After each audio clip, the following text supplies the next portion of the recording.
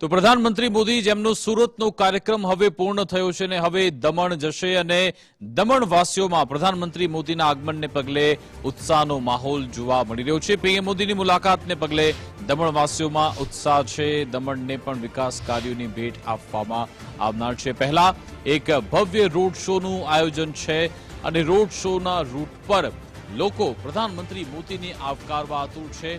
અહીંયા 56 વિકાસ કાર્યોનું પ્રધાનમંત્રી મોદીના હસ્તે લોકાર્પણ અને ખાતમુહૂર્ત થનાર છે, જ્યાં નમો હોસ્પિટલ, નમો એરપોર્ટ જેવા વિકાસ કાર્યોનું લોકાર્પણ કરાશે। રોડ શોના રૂટ અને સભા સ્થળ પર ચુસ્ત પોલીસ બંદોબસ્ત પણ ગોઠવી દેવામાં આવ્યો। પીએમ મોદીની મુલાકાતને પગલે દમણવાસીઓમાં ઉત્સાહનો માહોલ। સંઘ પ્રદેશ દમણ ખાતે વડાપ્રધાન નરેન્દ્ર મોદી સતત 8મી વાર મુલાકાત લેવાના છે, ત્યારે દમણના લોકોમાં ઉત્સાહનો માહોલ જોવા મળી રહ્યો છે। દમણને સજાવી દેવામાં આવ્યું છે। દ્રશ્યો સીધા આપ જોઈ શકો છો કે મસાલ ચોક વિસ્તારના છે, જ્યાંથી નરેન્દ્ર મોદી રોડ શો કરશે અને આ વિસ્તારના લોકોને આવકારશે।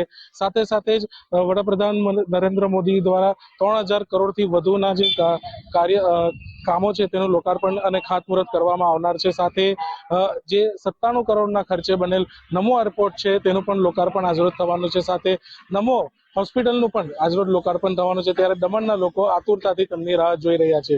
પ્રિયાંક પટેલ, ગુજરાત ફર્સ્ટ, દમણ।